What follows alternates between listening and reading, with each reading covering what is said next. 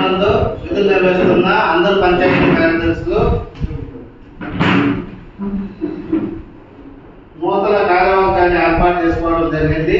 ఈ కార్యవర్గంలో గౌరవ అధ్యక్షులుగా శ్రీ టి ఉదయ్ కుమార్ సార్ని, అధ్యక్షులుగా శ్రీ కె శేషగిరి కుమార్ని, ఉపాధ్యక్షులుగా శ్రీమతి యు చంద్రకళ మేడంని, ప్రధాన కార్యదర్శిగా రామప్పని, అదేవిధంగా కోశాధికారిగా శ్రీ ఫిరోజ్ సార్ని, మీడియా ప్రతినిధిగా శ్రీ జి నరేంద్ర, అదేవిధంగా సభ్యులుగా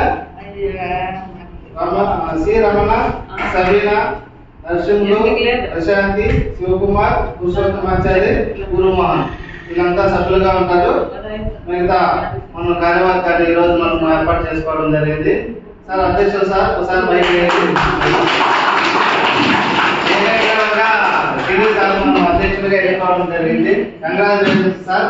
మన పంచాయతీ కార్యదర్శుల తరఫున మీకు ప్రత్యేక ధన్యవాదాలు తెలుపుతున్నాము.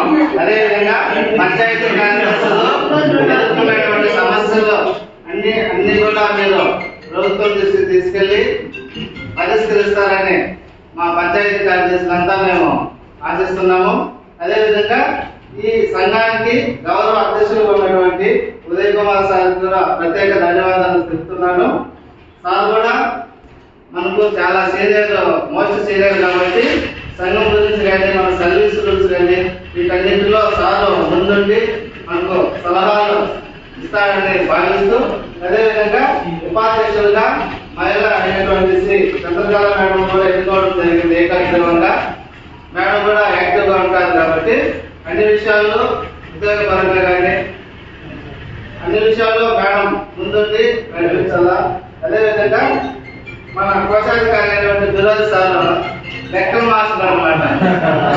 కాబట్టి మనం ఈ రోజు నుంచి కూడా ప్రతి నెల మన గ్రూప్ సభ్యులు చెప్పినట్టుగా 100 రూపాయలు మనము యూనియన్ అంటే మన యూనియన్కి మనము జమ చేసుకుంటూ ఉంటాం, సేవ్ చేస్తూ ఉంటాం. 100 రూపాయలు మంత్కి అట్లా చేసుకుంటూ వస్తే మన ఖర్చులు కానీ ఏర్పడడానికి అధ్యక్షత వహించినటువంటి మన డిప్యూటీ ఎంపీడీఓ గారి మేడంకి ప్రత్యేక ధన్యవాదాలు తెలియజేసుకుంటున్నాము. అదేవిధంగా మేడం గారి సహాయ సహకారాలు మనకు అందరికీ మన మీద అందరి మీద ఉంటాయని ఆశిస్తూ ఈ ఉపన్యాసాన్ని ముగిస్తున్నాం.